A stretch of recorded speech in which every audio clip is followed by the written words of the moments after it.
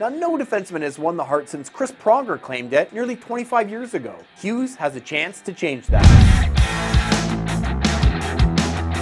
We've officially passed the quarter mark of the NHL season, so with 25% of the campaign in the books, it's time for a hardware check. When you talk about year-end awards, there's nowhere else we can start other than the Hart Trophy. And let's be real, this is far more of a race than we expected, thanks to the slow start by Connor McDavid's Edmonton Oilers. Listen, there's every chance McDavid pulls his team back into a playoff spot and by extension, throws his hat in the ring for a 4th league MVP. Right now though, another former winner might be the frontrunner. Nikita Kucherov is having an unreal season with the Tampa Bay Lightning. The 2019 Hart winner is leading the league in scoring right now on pace for 135 points. Kucherov has always been an incredible playmaker, but he's burying the biscuit at a higher rate this year, tracking his first 50-goal season. A really interesting conversation, though, centers on Quinn Hughes of the Vancouver Canucks. 1 year after Erik Karlsson gave us our first 100-point season by a defenseman in 30 years, Hughes, with his incredible vision and puck-moving ability,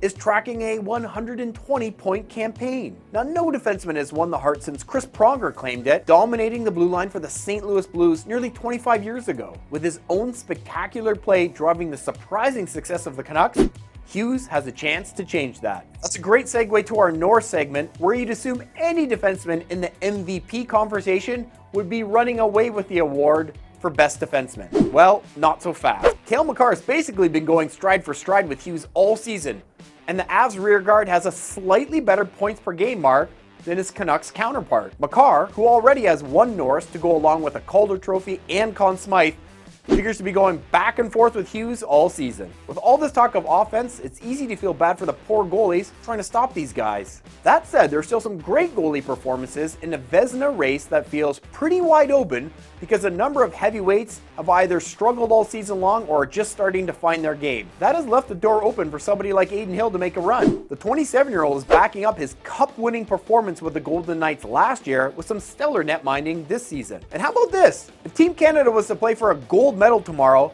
would the British Columbia boy Hill be the starter? Speaking of BC, we cannot get away from the Canucks when it comes to awards talk.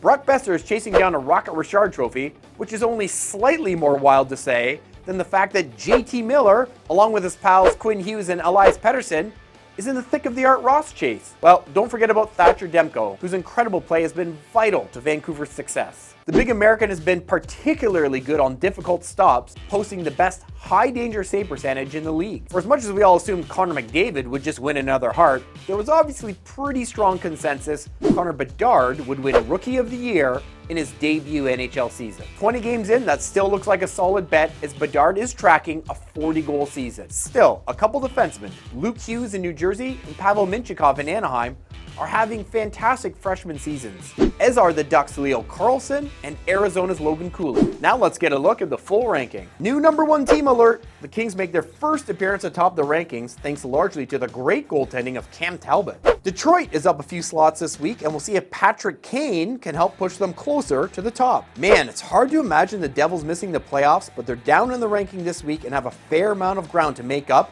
in the postseason chase. The Sens just cannot get on track. They're down to 26 this week after losing their first 2 games on home ice following their trip to Sweden. Okay, I'm Ryan Dixon. That's all the time we have this week, but we'll be doing the mid-season awards before you know it. Check back next week and all season long for your Sportsnet Power Rankings.